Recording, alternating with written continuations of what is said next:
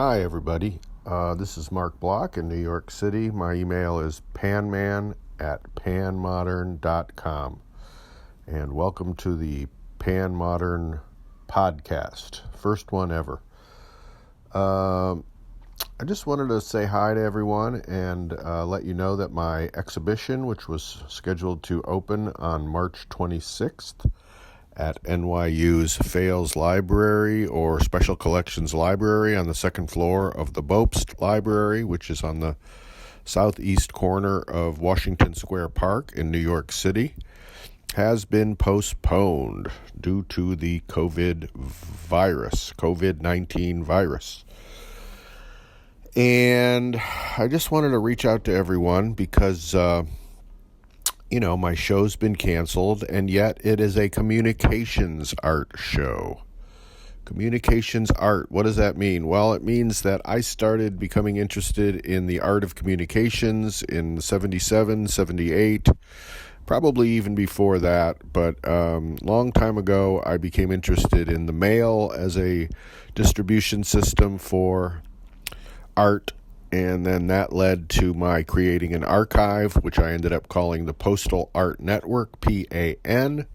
And that ended up leading to me running around like a knucklehead with,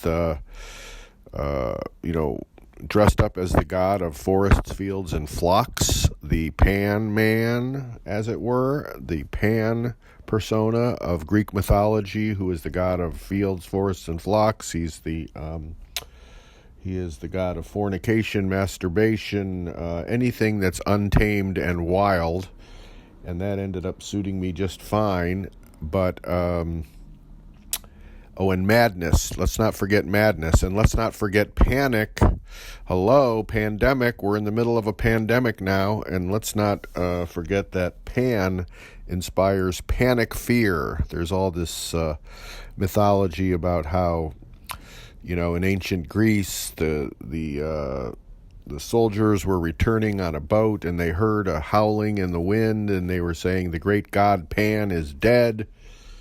And that was when Jesus came on the scene and the Greek mythology was off the scene. And, panic is part of life. And the Greek myths made Pan, who is half man and half goat, the god of, like, when you're walking in the forest and you don't know where you are and you suddenly have a start, a kind of like moment of panic fear, that was due to Pan. So anyway, I embraced PAN, Postal Art Network. That led to Pan, which I had no intention of embracing, but it ended up being a good metaphor for me in my work. And then I invented this thing called pan-modernism, which is sort of like a replacement for modernism and a replacement for postmodernism. I love modernism. Postmodernism is a questionable term, which I will talk about some other time.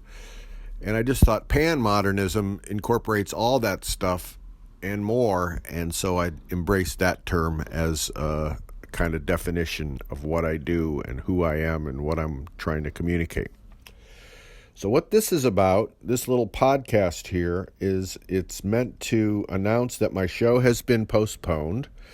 My show is going to be at NYU. It had 8 parts to it, 8 or 9 parts that went through the history of mail art, which means art that was sent through the mail. Starting in the 1950s, Ray Johnson, an American artist born in Detroit in 1927, started this thing called the New York Correspondence School. Way before him, the futurists in Italy in the early part of the 20th century invented, correspondence art or mail-based art, or using the art as a distribution system, or using the mail as a distribution system for art. F.T. Marinetti is that guy's name, and he basically communicated with his fellow futurists through the mail. And I could talk about that another time too. But just want to let you all know that, this guy, Edward M. Plunkett, who was one of the members of the New York Correspondence School that Ray Johnson started, he once said that mail art was invented when Cleopatra had herself wrapped in a carpet and delivered to Caesar. So this goes way back, way, way back, and communications go way, way back, and that has become, the subject of my interest, not just using art through the mail, but using the art of communications and the history of that, like through the semaphore and the communication of the blind through Braille and the communication of the sign language, international sign language for the deaf, and telegraphs, Morse code, semaphores, people using flags to communicate from one ship to another. Then radio was invented, and then television was invented, and then the what do you call it? What do you call those discs that are that were before CDs? Video discs. Yeah, Nam June Paik, the video artist who kind of exploded the world of communication art in the 1970s, I would guess. He was very interested in the video disc because what he liked about the video disc is that if the video disc is like a regular phonograph record, he liked the idea that you could drop the needle down. It's not the same technology as a needle, but it's similar in concept. And what he liked about it was that it was like random access, that you could just drop the needle down anywhere on the video disc and play it from that point, and that you didn't have to start at the beginning and play it through to the end. You could start it anywhere and access the information anywhere on this round disc that would spin around in a machine. Well, video discs are now long gone, and what else? A million different technologies have come and gone since I got interested in this stuff in the 1970s. But one thing remains: we need to communicate, and I just wanted to let everyone know that I think we're entering into a weird new era of communications, and so the fact that my show was canceled, and it has to do with, communication art as a subject. The show that was canceled was about communication art. I thought, why not just send everybody a little communication and say, hey, I'm interested in communicating with all of you. I want to issue some warnings of what I've learned about communication art, and, we could discuss it together. And we could be in touch, because that's basically what this stuff is about. I mean, I could make a real high tech podcast here, but this is not it. This is low tech. I was interested in punk in the late 70s, and that was very lo-fi, and that got out amazing information to the people, and people loved it, and people danced to it, and people, embraced that lifestyle. And that had nothing to do with slick production. So this is not a slickly produced podcast. Communication has a thing called noise. And noise is that which interferes with the message that you're trying to send. And, if there's a little bit of noise, it's not so bad as long as the message gets communicated. But let's just consider that that is one of the barriers to communication. So I'm going to change the subject now. I'm going to talk about this virus for a minute. So first of all, we have a president who's not great at communication. He's great at misinformation. He's great at being a carnival barker, a huckster, a long line of American trickery and whatever. I'm thinking of Elmer Gantry, that character that Burt Lancaster played in that movie, Elmer Gantry, and P.T. Barnum. There's a sucker born every minute. Donald Trump is in that category, in that tradition, and he happens to be our president right now.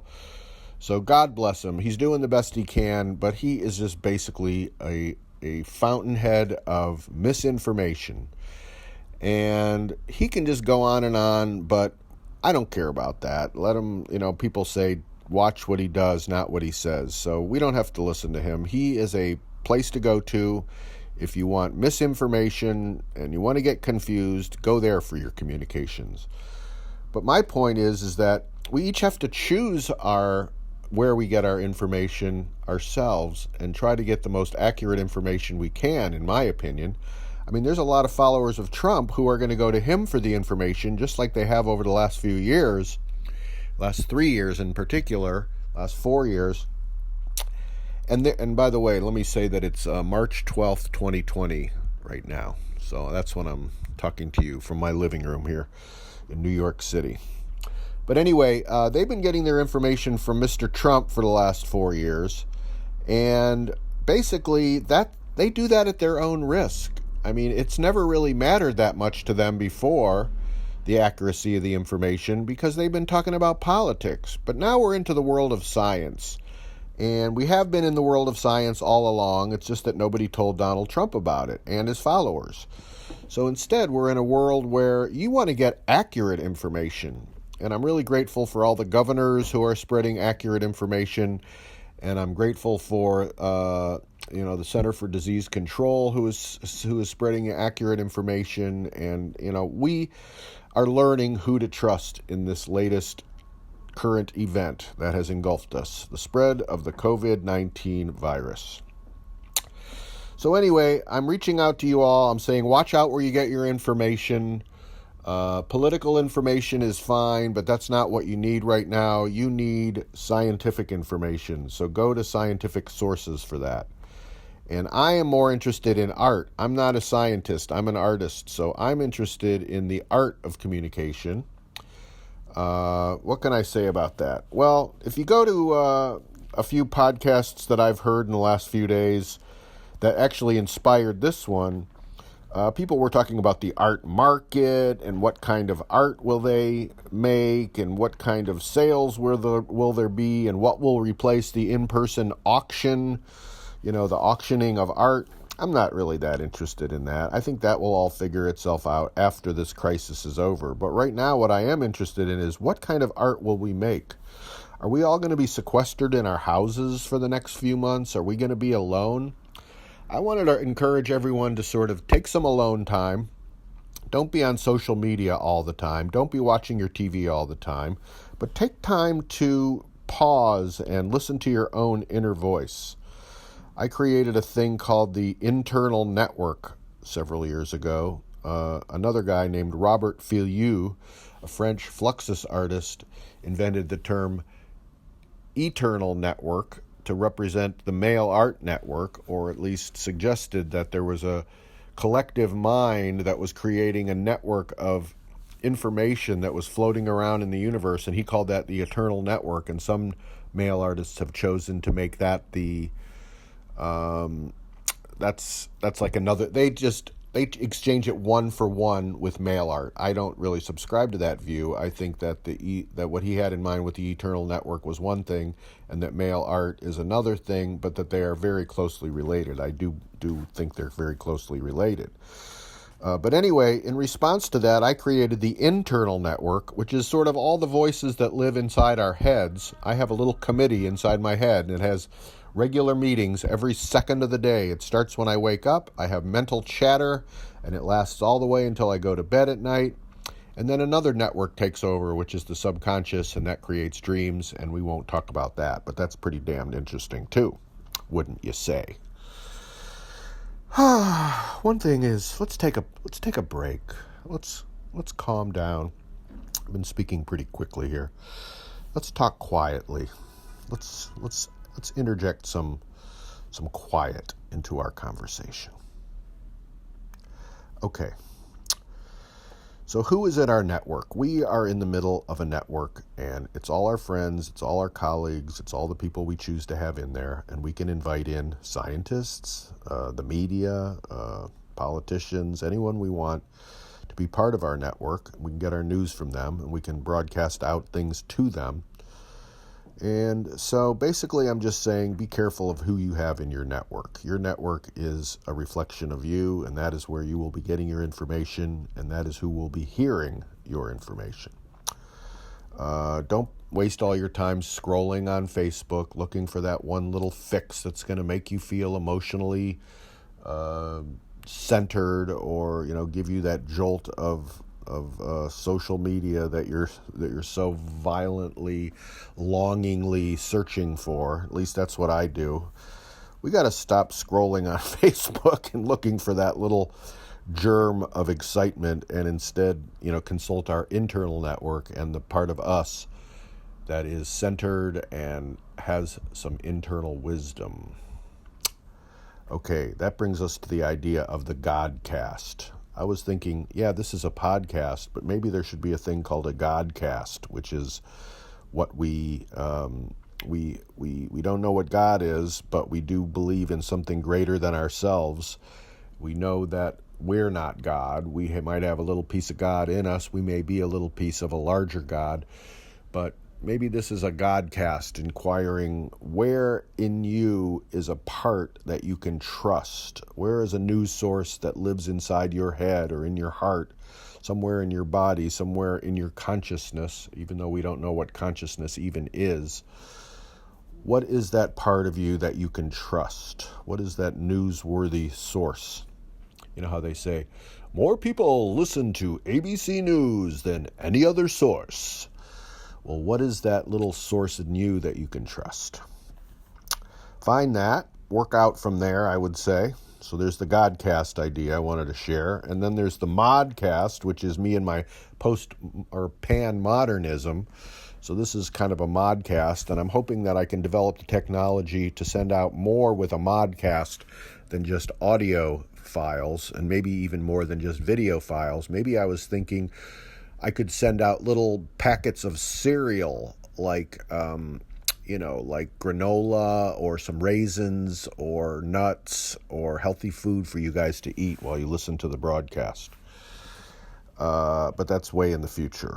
What else? I was thinking an oddcast. It could be an oddcast where just I'm a freak and you get to listen to me, and I don't try to conform to anything. I'm just doing what I believe in what I love. One thing I wanted to say is that this idea of having a well-produced audio file is funny because it's like my production value is low, but like human beings have had low production value for many, many years. We've been, communicating, on the fly by the seat of our pants for as long as we've been alive, at least 6,000 years and at least 10,000 years before that. And God knows how long the human beings have been flailing around here. But we never needed a production team with an audio engineer before, and so we can just wing it sometimes. So I just wanted to say that. I'd like to have better production value in the future, but right now I don't mind having this kind of production value, what you're hearing right now. It's coming from the heart. That's all. We got to communicate what is in our heart. Anyway, what else did I want to say? I have some notes here. Let me just consult those. We have a fear of the unknown. That's where we're at right now. A lot of people are asking me, when is your show going to be rescheduled for? Well, I'm saying that I have no idea, and I don't understand how you could possibly ask me that, because NYU canceled classes. They're doing remote classes now, and spring break is coming up, and we're just going to see, folks. Stay in touch with me. Use my email address, panman@panmodern.com, and I will communicate with you when the show is rescheduled. NYU has been a great host, and we've been putting the show together, and now, right when it was ready to be, invite you all to the opening, March 26, 2020, well, we're going to shut it down. The whole world is going to shut it down, and the show will be postponed. But we will live again, folks. What did I want to say? There is a place for political action. Consider where you want to put your energy. The world is international now. We had protests going on in Hong Kong. China is shut down. Trump is issuing travel bans. He thinks that this is a travel-based disease. It's not. It has to do with, it's already spread. So the travel part of this disease is over. The disease has traveled around the world, and there's no more, walls that are going to be built to prevent this disease from coming in. So this is not about building walls or keeping people out. It's more about keeping yourself in your house. And what kind of political action are you going to take? You can use your email to communicate with people. You can create your own podcast. But sealing the borders is not going to work anymore. So I just wanted to put that out there and say to our friends in Hong Kong, like they were protesting, and that was like, pretty effective, and it was causing ripples around the world. But then the virus came along, and that's when China really shut down, and that's when the communication really shut down, and that's when markets really shut down. So I'm just saying that we are in a very serious period right now, and we don't know what the future is going to bring. But there is room for political action. We just have to decide like what it's going to be and where it's needed. We're growing accustomed to chaos. We're being accustomed to the art of noise. That's what I was saying earlier about our fearless leader. He is providing noise and confusion and misinformation, and we have to be able to discern where is the truth in our communications. Basically, we're in the middle of a renaissance in the art world that is going to take place in each of our homes during the next month while we're waiting out this virus. And I wanted to encourage you to go within and create beautiful art and great art and contemplate the meaning of art markets and how secondary they are to the creation of great art. And use every media, use sound and use video and use pictures and use glue and use paint and use pens and pencils and create art. And let's see what happens if we can create something more meaningful together than what markets are about and what politics are about. But let's just go within, because that's my area of expertise. That's what I care about. I'm not a scientist, okay? I have a diary. I write in my diary every day. It's called a sketchbook. It's not a diary, but it's sort of like a diary, and we're all like seeing things and we're experiencing things, and we're taking pictures with our iPhones and our smartphones, and we're creating a record of our history together. And we can use this to create great art. And large gatherings aren't going to happen. Face-to-face meetings aren't going to happen. We have to rely on electronic communications, which is an extension of mail art. I started doing mail art in the late 70s. I got involved with email via the UUCP protocol in around 1989, 1990. I joined the Well, which was a California-based electronic conferencing system, and there was no pictures on the internet at that point. And that was called the internet. Yes, it was called the internet, but it came out of ARPANET, ARPA, which was the Defense Department started the first internet. Then it became the internet. Then they invented this, they were trying to invent email, and they invented this UUCP thing. Didn't work so great, but it worked pretty well. Eventually, I got an email address. Then a few years later, all of you got email addresses. I wasn't like the first by any means, but I was one of the early adapters to that technology of just getting online and getting an email address, and it was confusing at first, but eventually all of you got on, and you all figured out that online was cool. But I guess my question in closing is, what are we all doing? What are we doing, and what role could this online community that we've created, this international online community, play in what we're up against right now? We're all looking at like something that's never happened before, and we're all going to be trapped in our houses. And I'm just wondering, like, what will that look like? Okay, what can we do? What can we clarify? How can we use this technology to do what I was trying to do with mail art in the 1970s, which was we were just sending art to each other through the mail because it was a cool idea. We were using all the things that the internet now uses. We were using pseudonyms. We were sending things anonymously. We were sharing our personal lives. We were sending pictures of each other, of ourselves to other people, like selfies before the age of selfies. We were like reaching out to other human beings. And then the digital commerce guys came along and commercialized the whole thing, and that's inevitable. That's just like what our culture does now. That's what 20th and 21st century culture does. They commercialize everything. So God bless them. It's just another media like TV and radio and all that. So you fast forward like 45 years, and what you have is, art fairs and Art Basel in Hong Kong being canceled. And you have like a bunch of human beings living in their homes, and I'm one of those people. And I'm sad that my show got canceled, but I just wanted to let you know, like, I have friends who are going to have weddings scheduled in the next month. And I have friends who, their kids are going to have a bar mitzvah in the next month. And we have people who are having conferences, and there's people who are having professional gatherings, and there are people who are having spiritual gatherings, and everything's getting canceled. So my little problems are not particularly important. I mean, they're important to me, and they may even be important to others.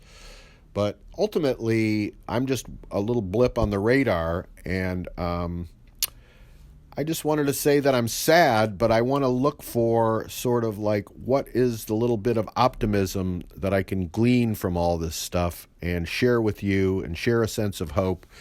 And I am completely inspired from working on this show for the last several months, over a year actually. So I'm working on something for a year. Now it's canceled. It's like, what do I do with all this energy? What do I do with all my inspiration? Well, I want to pass that on to you guys and let you know I'm okay, and invite you to watch my website so I can tell you when the show has been resurrected, and our whole situation will be resurrected, and everything might even be better when it's over, because this is what human beings do. We bounce back from adversity. When we're pushed up against the wall, amazing things happen. And so yeah, that's all. I just wanted to share, 45 years of long-distance communication interest with you. That's what I'm interested in. I've been looking at this stuff, and I thought, how relevant that we're all being sequestered in our homes at a time when my show about communication art is being canceled. So, well, not canceled, but postponed.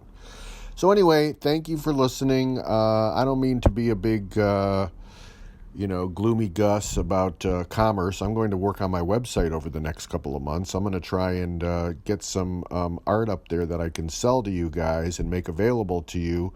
So I am not against commerce. I am for it, and I wanted to thank the people at ArtNet News who inspired me with their podcast. There's this guy, Andrew Goldstein, who does this thing called The Art Angle, and he had it as guest Vivian Chow, who's this woman from Hong Kong. So that's where some of those ideas came from that I was talking about. And, I didn't write any of this down. I didn't rehearse it. I just turned on my phone and started talking. You guys are hearing the result of that. I'm not going to put music on it. I'm just going to send this out as my art, talking as art. I say hello to my friends in Italy. I say hello to, to whoever listens to this, to whomever is interested in podcasts, who's ever interested in me and what I'm doing. I appreciate it. I wanted to say one thing about communication art, and that is, I thought, how long have these podcasts been around? Well, they've been around since around 2004. That was like a key year for podcasts. They were around way before that. As we know, our presidents have been doing a weekly radio address forever, for years, and that's a podcast in a way. It's a downloadable chunk of audio. And but anyway, so in 2004, when the iPod was a viable technology, some people used this system called RSS to create a downloadable audio file that could be.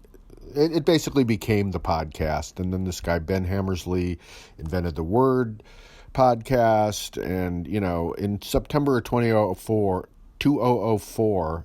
There were like 24 uses of the word podcast on the web, and then a month later there were 256, and then there were 2750, and then there were 100,000, a month later, and that's sort of how just like the virus is spreading, that's how the idea of podcasts spread, and that's how all things spread. So this could take other forms in the future. It could be a video podcast. It could be, I was going to just write all this down, but nobody wants to read, so I'm sorry I went on so long. I wasn't planning on making a half-hour podcast, but anyway, NPR now has like 175 million downloads a month, I think it is, and most Americans have listened to a podcast, or anyway, in South Korea, they listen to 58% of the people listen to podcasts every month. And we're getting up that high. We're listening to more and more podcasts. I hear a siren coming down my street. I live on 8th Avenue in New York City. And how apropos. I'll turn it over to whatever you have next on your agenda. But thank you for listening to my tape. I'm okay. My show's going to be okay. I'll let you know when it gets rescheduled, and I hope you have, keep in touch. Write me an email. Use email. Choose your channels for communication, and then use them.